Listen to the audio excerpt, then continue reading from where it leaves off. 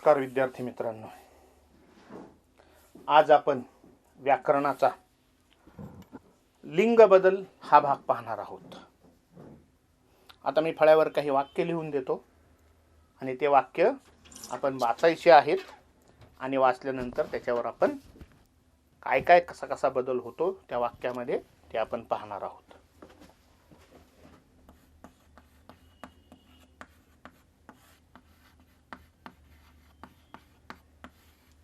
लिंग बदल. पहिलं वाक्य आहे मुलगा अभ्यास करतो.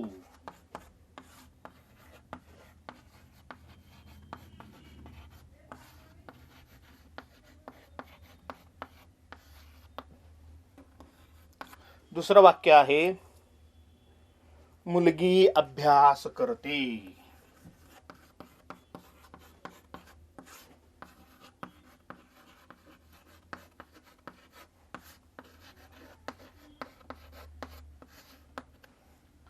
तिसरं वाक्य आहे मूल छान खेळते.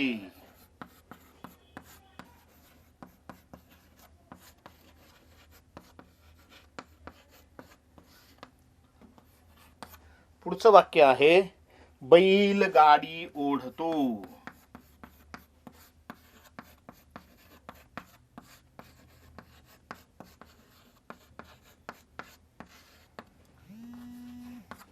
पुढचं वाक्य आहे गाय दूध देते.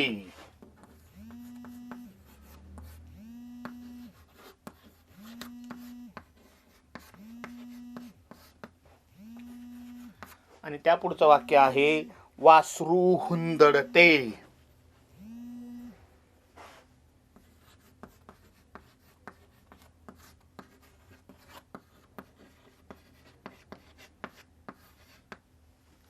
आता ही जी वाक्य दिलेली आहेत या वाक्यामध्ये एकेका शब्द हा या अधोरेखित केलेला आहे. पहिल्या वाक्यामध्ये मुलगा हा शब्द अधोरेखित केलेला आहे. दुसऱ्या वाक्यामध्ये मुलगी हा शब्द अधोरेखित केलेला आहे. तिसऱ्या वाक्यामध्ये मूल हा शब्द अधोरेखित केलेला आहे. चौथ्या वाक्यामध्ये बैल हा शब्द अधोरेखित केलेला आहे. पाचव्या वाक्यामध्ये गाय हा शब्द अधोरेखित केलेला आहे आणि शेवटच्या वाक्यामध्ये वासरू हा शब्द अधोरेखित केलेला आहे. ही जी वाक्य आहेत या वाक्यामध्ये आपल्याला या वाक्यामध्ये जे जे शब्द अधोरेखित केलेले आहेत त्या त्या शब्दांकडे विशेष लक्ष द्यायचं आहे. आता आपल्याला माहिती आहे माणसामध्ये पुरुष आणि स्त्री असा भेद असतो, असा फरक असतो. प्राण्यांमध्ये नर आणि मादी असा भेद असतो. म्हणजेच ही जी वाक्य दिलेली आहेत, पहिलं वाक्य आहे मुलगा अभ्यास करतो, दुसरं वाक्य आहे मुलगी अभ्यास करते, तिसरं वाक्य आहे मूल छान खेळते, चौथं वाक्य आहे बैल गाडी ओढतो, पाचवं वाक्य आहे गाय दूध देते आणि सहावं वाक्य आहे वासरू हुंदडते. या प्रत्येक वाक्यामध्ये एक एक शब्द हा अधोरेखित केलेला आहे. मग आपण आत्ताच पाहिलं माणसांमध्ये पुरुष आणि स्त्री असा भेद असतो आणि प्राण्यांमध्ये नर आणि मादी असा भेद असतो. मग या 6 वाक्यांमध्ये पहिलं जे वाक्य आहे आणि चौथं जे वाक्य आहे या 2 वाक्यांमध्ये जे अधोरेखित शब्द आहेत ते अधोरेखित शब्द म्हणजे मुलगा आणि बैल. ही दोन्हीही वाक्यामधली शब्द ही पुरुष जातीची नामे आहेत. आपण आत्ताच पाहिलं की पुरुषांमध्ये माणसांमध्ये पुरुष आणि स्त्री असा भेद असतो आणि प्राण्यांमध्ये नर आणि मादी असा भेद असतो. म्हणून पहिल्या वाक्यामध्ये आणि चौथ्या वाक्यामध्ये जी नामं आलेली आहेत ती नामं पुरुष जातीची नामं आहेत. त्यातलं दुसरं आणि पाचवं वाक्य. दुसरं वाक्य काय आहे? मुलगी अभ्यास करते. आणि पाचवं वाक्य आहे गाय दूध देते. या दोन वाक्यांमध्ये जी नामं आलेली आहेत ती नामं स्त्री जातीची आहेत. मुलगी आणि गाय. आपण सर्वनाम ज्यावेळेस पाहिलं त्यावेळेस आपण जी काही पुरुषवाचक सर्वनाम असतील किंवा स्त्रीवाचक सर्वनाम असतील ती जी नामं आहेत तीच या लिंग बदलामध्येही आपल्याला दिसून येतात. आणि त्यानंतरचं तिसरं वाक्य आणि सहावं जे वाक्य आहे, तिसरं वाक्य आहे मूल छान खेळते आणि सहावं वाक्य आहे वासरू हुंदडते. हुंदडते या वाक्यांमध्ये जी नामं आलेली आहेत, या तिसऱ्या वाक्यामध्ये मूल हे नाम आहे आणि सहाव्या वाक्यामध्ये वासरू हे नाम आहे. हे जे नाम आहे हे नाम, या नामावरून आपल्याला तो पुरुष जातीचा आहे की स्त्री जातीचा आहे याचा बोध होत नाही. कारण ही नामं पुरुष जातीची पण नाहीयेत आणि स्त्री जातीची पण नाहीयेत. हे आपल्याला नेमकं काही कळत नाही. म्हणजेच आपल्याला जर लिंगाची व्याख्या करायची असेल तर आपल्याला असं म्हणता येईल की नामाच्या ज्या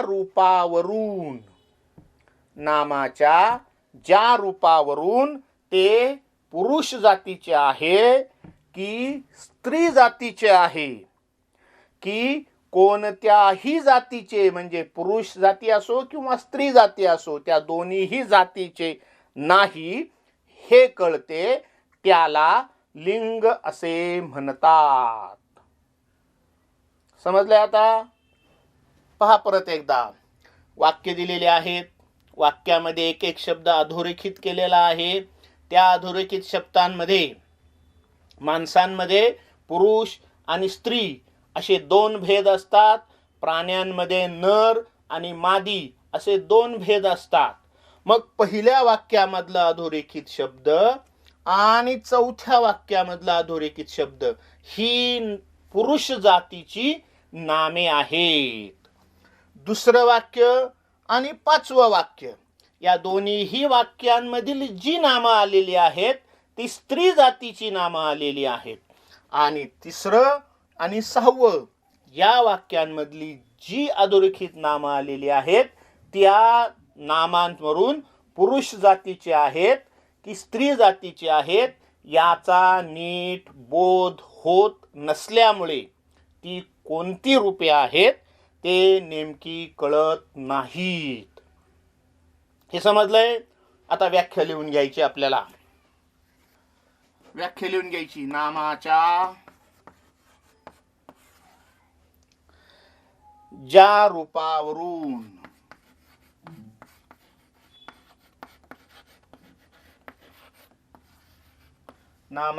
ज्या रूपावरून ते पुरुष जातीचे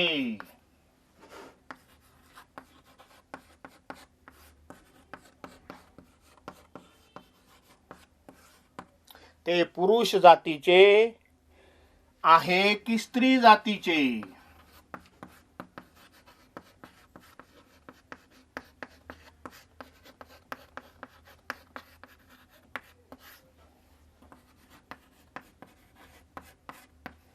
स्त्री जातीचे आहे की दोन्ही पैकी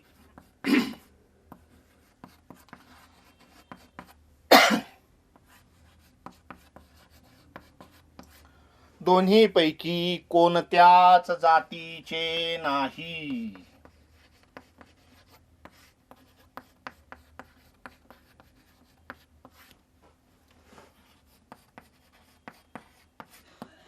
कोणत्याच जातीचे नाही हे कळते, त्याला लिंग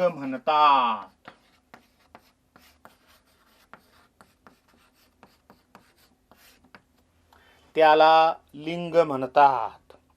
म्हणजे जी वाक्य दिलेली होती त्या वाक्यामधले जे अधोरेखित शब्द होते ती सगळी नामं होती आणि ती नामं काही पुरुष जातीची होती, काही स्त्री जातीची होती. काही नामं अशी होती की त्यामधून पुरुष जातीचाही बोध होत नव्हता, स्त्री जातीचाही बोध होत नव्हता. त्यामुळे ती नेमकी कोणत्या जातीची आहे ती काही कळत नव्हती. मग या लिंगाची व्याख्या करताना नामाच्या ज्या रूपावरून ते पुरुष जातीचे आहे की स्त्री जातीचे आहे की दोन्हीपैकी कोणत्याच जातीचे नाही हे कळते, त्याला लिंग असे म्हणतात. त्याला लिंग असे म्हणतात. मग मराठीमध्ये प्रमुख लिंग किती आहेत? 3 लिंग आहेत.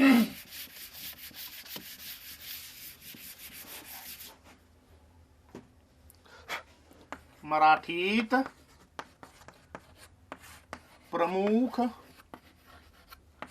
3 लिंगे आहेत.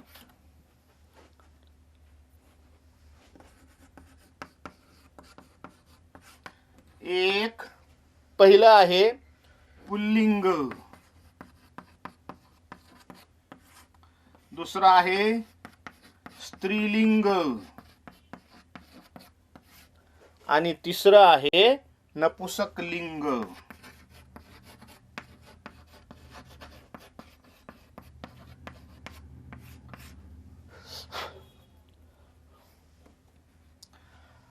मराठीमध्ये लिंग किती मानले जाते ना? 3 मानले जात आहेत. त्यातले पहिलं आहे पुल्लिंग, दुसरं आहे स्त्रीलिंग, तिसरं आहे नपुसकलिंग. मग पहिली जी आपण वाक्य दिलेली होती, 6 वाक्य दिलेली होती, त्यामधलं पहिलं वाक्य आणि चौथं वाक्य, या वाक्यामध्ये जे काही पुरुषवाचक नाम आलेलं आहे, कारण त्या नामामधून पुरुष जातीचा बोध होतो, त्या नामावरून पुरुष जातीचा बोध होतो. म्हणजेच पुल्लिंगीची व्याख्या करताना आपल्याला होईल नामावरून पुरुष जातीचा बोध.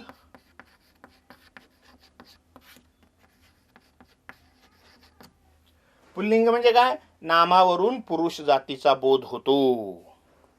तेव्हा ते कोणतं असतं लिंग? पुल्लिंग असतं. उदाहरणार्थ मुलगा आणि बैल. स्त्रीलिंग म्हणलं तर नामावरून स्त्री जातीचा बोध.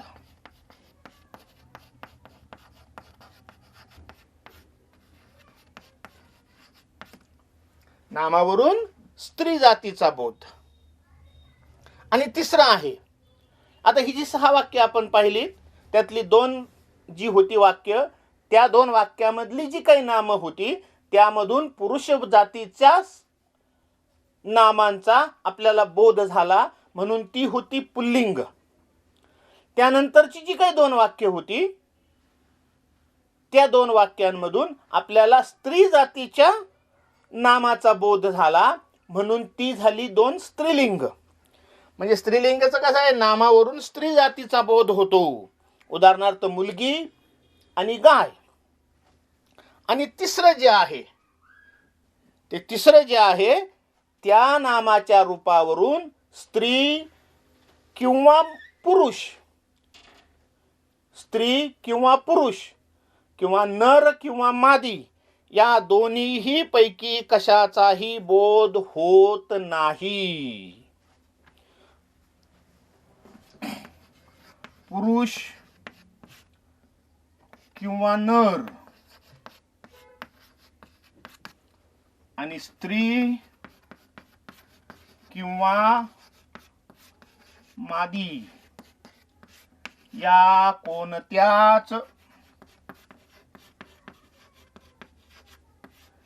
कोणत्याही रूपाचा, कोणत्याच जातीचा बोध होत नाही.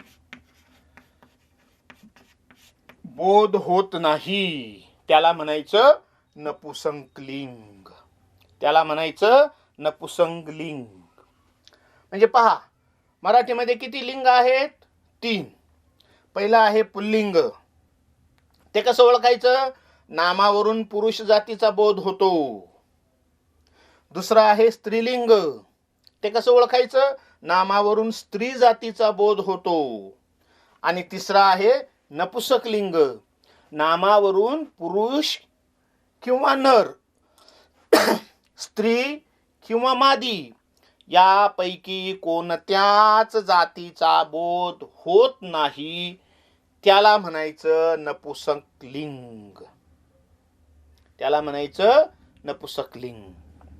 म्हणजे सुरुवातीला आपण जी 6 वाक्य पाहिली त्यामधलं पहिला शब्द आहे मुलगा. अधोरेखित शब्द कोणता आहे? पहिला मुलगा. चौथा कोणता शब्द आहे अधोरेखित? बैल. म्हणजे ही झाली नाम. ही लिंग कोणती आहेत? पुल्लिंगी नाम आहेत, मुलगा आणि बैल. दुसरं वाक्य आहे, दुसऱ्या वाक्यामधला अधोरेखित शब्द कोणता आहे? गाय आणि मुलगी. दुसऱ्या वाक्यामधला अधोरेखित शब्द कोणता आहे? मुलगी. आणि 5व्या वाक्यामधला अधोरेखित शब्द आहे गाय. या 2 शब्दांमधून, या नामावरून आपल्याला स्त्री जातीचा बोध होतो. म्हणून ही जी नामं आहेत ही स्त्रीलिंगी नामं आहेत. आणि जे तिसरं वाक्य आहे, या तिसऱ्या वाक्यामध्ये काय अधोरेखित शब्द आहे? मूल. आणि 6व्या वाक्यामध्ये अधोरेखित शब्द आहे वासरू. या दोन्हीही शब्दांमधून आपल्याला ती पुरुष किंवा नर, स्त्री किंवा मादी या कोणत्याही जातीचा बोध होत नाही. म्हणून ही जी 2 नामं आहेत ती 2 नामं नपुसकलिंगी नामं आहेत. ही व्याख्या आपण नीट समजून घेऊया. आता यांची काही रूपं आपण पाहूया. पुल्लिंगी, नपुसकलिंगी, स्त्रीलिंगी यांची रूपं आपण पाहूया.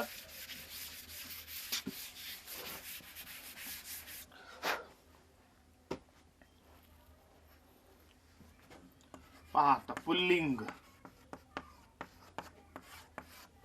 स्त्रीलिंग,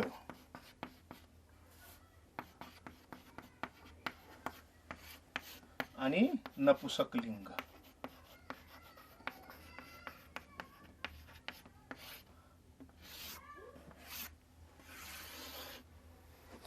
पुल्लिंगी नामं कोणती आहेत पहा? मुलगा, बैल. स्त्रीलिंगी नाव मुलगी आणि गाय. आणि स्त्रीलिंगी कोणती आहेत? मूल आणि वासरू. ही जी नामं आहेत ही आपण तक्ता तयार केलाय. पुल्लिंगी, स्त्रीलिंगी आणि नपुसकलिंगी. जी आपण सुरुवातीला 6 वाक्य दिली होती त्या 6 वाक्यांमधलीच ही नामं आहेत. पहिल्या वाक्यामधलं नाम मुलगा, दुसऱ्या वाक्यामधलं नाम मुलगी, ते झालं स्त्रीलिंगी. तिसऱ्या वाक्यामधलं नाम मूल, ते झालं नपुसकलिंगी. कारण का? तर या शब्दामधून, या नामामधून ते पुल्लिंगी पण नाही होत आणि स्त्रीलिंगी पण होत नाही. ते दोन्ही होत नसल्यामुळे ते नपुसकलिंगी आहे. त्यानंतर 4थ्या वाक्यामधलं नाम आहे बैल, 5व्या वाक्यामधलं नाम आहे गाय आणि 6व्या वाक्यामधलं नाम आहे वासरू. म्हणजे मुलगा आणि बैल ही झाली पुल्लिंगी नामं, मुलगी आणि गाय ही झाली स्त्रीलिंगी नामं, आणि मूल आणि वासरू हे झाले नपुसकलिंगी नामं. हे पाहिल्यानंतर याच्यानंतर महत्वाची ही तर 3 आहेतच, पण यामध्येही आपल्याला अनेक लिंगी नाम,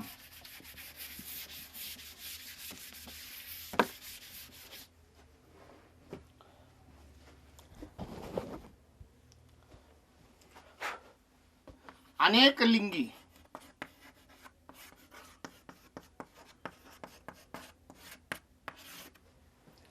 लिंगी कधी कधी काही नाम 2 किंवा 3 लिंगांमध्ये वापरली जातात.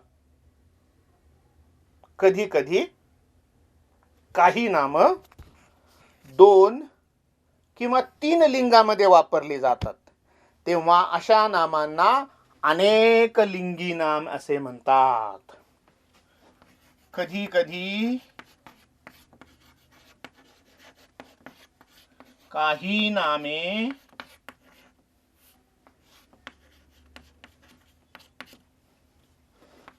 दोन किंवा तीन म्हणजेच एकापेक्षा जास्त तीनही लिंगात वापरली जातात.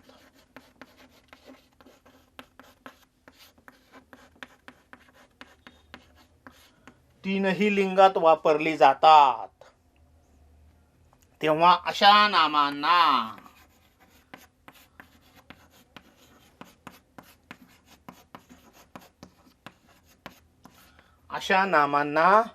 अनेक लिंगी नामे असे म्हणतात.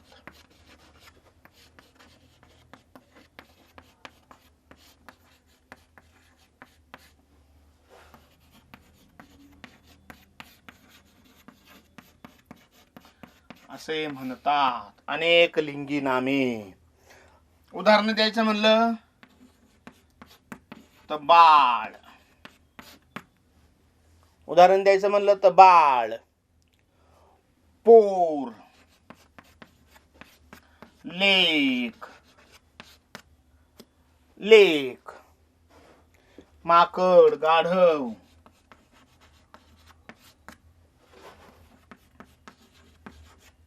गाढव, इत्यादी. म्हणजे पहा, कधी कधी काही नामं अशी असतात ती 2 किंवा 3 लिंगामध्ये वापरली जातात तेव्हा अशा नामांना अनेक लिंगी नामे असे म्हणतात. उदाहरणार्थ बाळ, पोर, लेक, माकड, गाढव ही जी नामं आहेत ही अनेक लिंगी नामं वापरली जातात की 2 किंवा 2 पेक्षा जास्त 2-3 अशा नामांमध्ये ती वापरली जातात. कधी कधी एक पुल्लिंगीमध्ये वापरलं जातं, स्त्रीलिंगीमध्ये वापरलं जातं, नपुंसकलिंगीमध्ये वापरलं जातं. मग ते कोणतं असतं? अनेक लिंगी. ही झाली आपण नामं. पण काही सर्वनामं जी आहेत ती सर्वनामं सुद्धा या लिंगामध्ये वापरली जातात. उदाहरण द्यायचं म्हणलं तर तो, ती आणि ते. तो हे पुरुषवाचक सर्वनाम आहे, ती हे स्त्रीवाचक सर्वनाम आहे आणि ते हे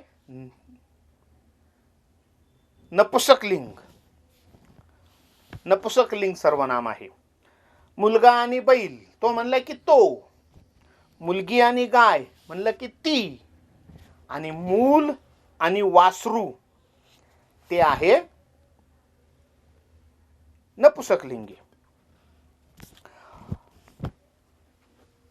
आतापर्यंत आपण पाहिलं लिंग म्हणजे काय, लिंगाचे प्रकार पाहिले, त्यांची व्याख्या पाहिली.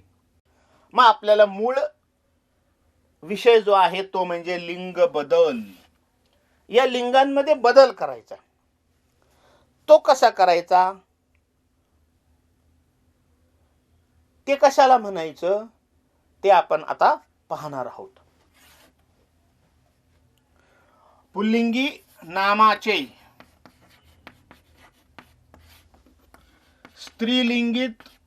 स्त्रीलिंगी नामात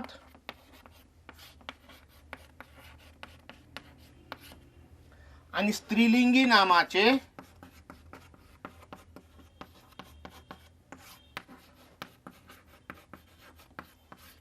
पुल्लिंगी नामात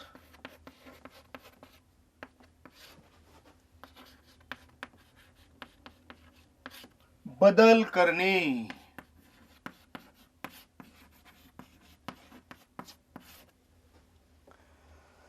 पुल्लिंगी नामाचे स्त्रीलिंगी नामामध्ये बदल करणे किंवा रूपांतर करणे. आपण बदलच्या ऐवजी रूपांतर हा शब्द लिहूयात. पुल्लिंगी नामाचे स्त्रीलिंगी नामामध्ये, स्त्रीलिंगी नामाचे पुल्लिंगी नामामध्ये रूपांतर करणे यालाच लिंग बदल असे म्हणतात.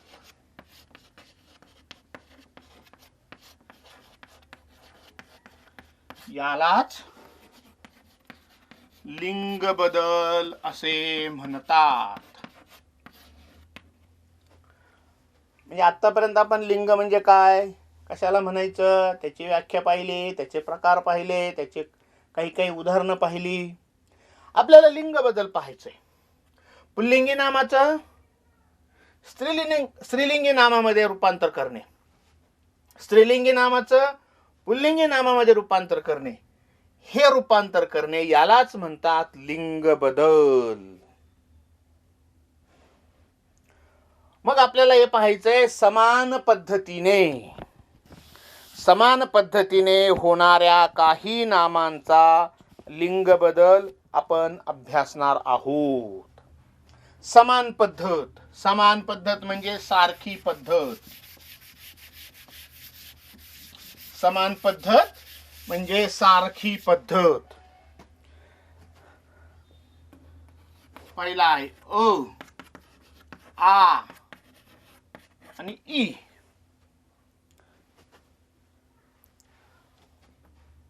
अ, आ आणि ई.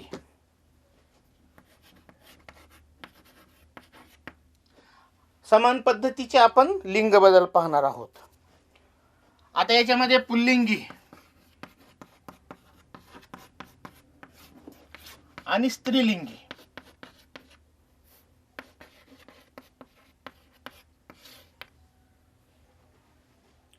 पुल्लिंग आणि स्त्रीलिंग. मग यातलं उदाहरण द्यायचं म्हणलं तर आंधळा. स्त्रीलिंगी काय होईल? आंधळी. पहा आता ही जी दोन आपण दिलेली आहेत, आंधळा, आंधळी, यामध्ये शेवटचं जे अक्षर आहे, या शेवटच्या अक्षरामध्ये स्वर कोणता मिळालेला आहे? आ हा स्वर मिळालेला आहे. शेवटचं जे अक्षर आहे आंधळा, यामध्ये स्वर कोणता मिसळलेला आहे? आ हा स्वर मिसळलेला आहे. त्याचं स्त्रीलिंगी रूप करताना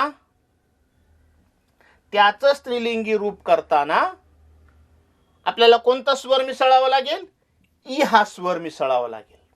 म्हणजे त्याचं रूप कोणतं होईल? आंधळी. स्त्रीलिंग होताना त्याच्यामध्ये बदल का, रूपांतर कसं होईल? आंधळा, आंधळी. दुसरं उदाहरण घ्यायचं म्हणलं एकटा, एकटी. पहा शेवटचं जे अक्षर आहे, या शेवटच्या अक्षरामध्ये आ हा स्वर आलेला आहे. शेवटच्या अक्षरामध्ये कोणता स्वर आलेला आहे? आ. हे झालं पुल्लिंगी रूप. त्याच्यामध्ये बदल करायचा असेल, रूपांतर करायचं असेल, तर या शेवटच्या अक्षरामध्ये आपल्याला कोणता स्वर मिसळावा लागेल? ई हा स्वर मिसळावा लागेल. ओला, ओली.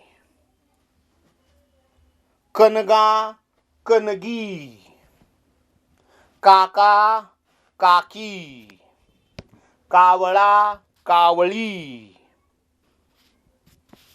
काळा, काळी. कुत्रा, कुत्री. कुमार, कुमारी. आता पहा कुमार हा शब्द आलाय आणि स्त्रीलिंगी शब्द कोणता आहे? कुमारी. मग या कुमार शब्दामध्ये कोणता स्वर मिसळलेला आहे? अ हा स्वर मिसळलेला आहे. अ हा स्वर मिसळलेला आहे. आणि याचं जर स्त्रीलिंगीमध्ये रूपांतर करायचं असेल तर आपल्याला कोणता स्वर मिसळावा लागेल? ई. म्हणजे ही जी यादी दिलेली आहे, ही जी काही लिंग बदल आहे, ही लिंग बदल अ किंवा आ, ही जे स्वर असलेले जे शब्द आहेत शेवटच्या अक्षरामधले, त्याचं रूपांतर ई ह्या स्वराच्या अक्षरामध्ये होतं. कुमार, कुमारी. कोल्हा, कोल्ही. गाडा, गाडी. घोडा, घोडी. चित्रकार, चित्रकर्ती. चिमणा, चिमणी. चिमुकला, चिमुकली. छोटा, छोटी. यासारखे जे काही बदल आहेत, ही सगळी बदल या पुरुष जी पुल्लिंग आहे, पुल्लिंग जे आहे त्या पुल्लिंगामध्ये अ आणि आ शेवटचा स्वर, त्या शब्दामधला शेवटच्या अक्षरामधला स्वर अ आणि आ असतो. त्यामध्ये जर स्त्रीलिंगीमध्ये त्याचा लिंग बदल करायचा असेल तर शेवटी कोणता येतं? ई हे अक्षर येत असतं, ई हा स्वर येत असतो. हा एक प्रकार झाला. दुसरा लिंग बदलाचा प्रकार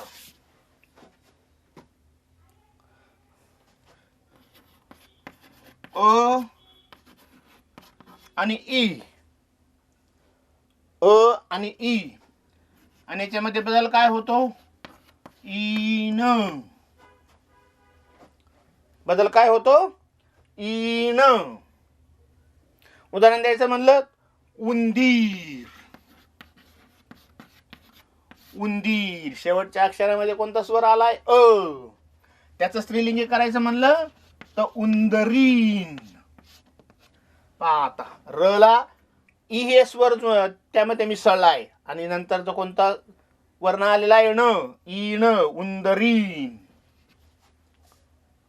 उंदीर उंदरीन, कुंभार कुंभारीन, डुक्कर डुकरीन, नाग नागीन, शिंपी शिंपीन, शेतकरी शेतकरीन, यासारखी जी काही शब्द आहेत यांचा लिंग बदल अशा पद्धतीने होतो. तिसरा प्रकार,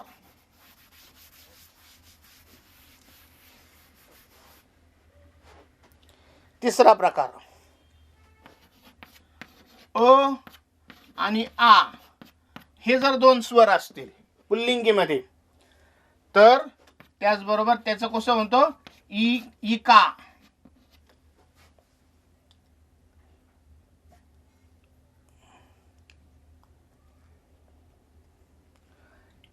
इका यामध्ये नंतर कोणत्या वर्ण आणि स्वर मिसळले जातात? इका.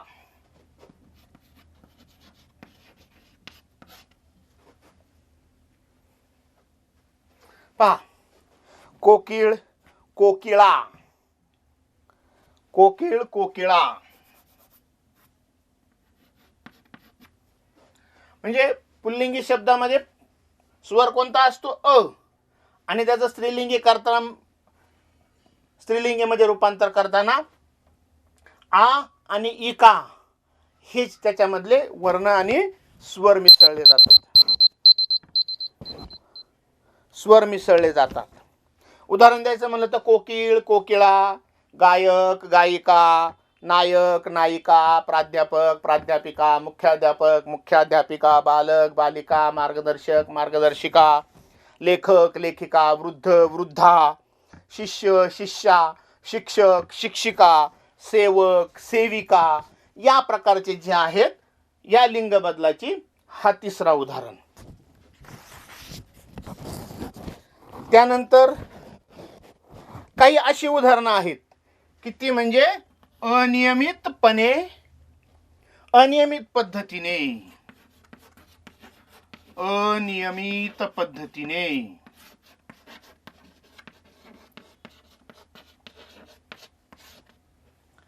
म्हणजे यासारखे पुल्लिंगीचा स्वर शेवटी असलेला किंवा स्त्रीलिंगीमध्ये जो काही बदल झालेला आहे यापेक्षा वेगळे म्हणजे अनियमित पद्धत. त्यामध्ये आजोबा आजी, कवी कवयित्री, काळवीट हरिणी, गृहस्थ गृहिणी, दादा ताई, दादा वहिनी, नर मादी, नवरा बायको, नोकर नोकरानी, पती पत्नी, पिता माऊली, माता पुतण्या पुतणी, यासारखे येतं. म्हणजे त्याच्यामध्ये अनियमित बदल आहे, अनियमित बदल आहे, यासारखे आहेत. म्हणजे आज आपण काय शिकलोत? लिंग म्हणजे काय, लिंगाचे प्रकार, त्यांची व्याख्या, लिंग बदल कसा करायचा. पुरुषवाचक असेल तर तो स्त्रीवाचक, पुल्लिंग असेल तर स्त्रीलिंग करायचं, स्त्रीलिंग असेल तर पुल्लिंगी करायचं. मग त्याच्यामध्ये जे काही बदल आहेत त्या बदलामध्ये आपण 4 प्रकार पाहिले. पुल्लिंगी रूपामध्ये अ असेल, आ असेल, स्त्रीलिंगी रूपामध्ये शेवटी ई येतो. दुसऱ्या याच्यामध्ये अ आणि ई असेल पुल्लिंगीमध्ये तर स्त्रीलिंगीमध्ये ईन येतं. तिसऱ्यामध्ये अ असेल पुल्लिंगीमध्ये तर स्त्रीलिंगीमध्ये आ किंवा ई का जोडून येतं. आणि चौथा आहे अनियमित पद्धतीने झालेले लिंग बदल किंवा रूपांतर. असे या ठिकाणी हा आपण लिंग बदल हा पाठ, व्याकरणाचा भाग पाहिला आहे. आता पुढचा जो आहे तो वचन बदल, तो आपण पुढच्या तासाला पाहूया. आजचा तास या ठिकाणी मी थांबवतो. धन्यवाद.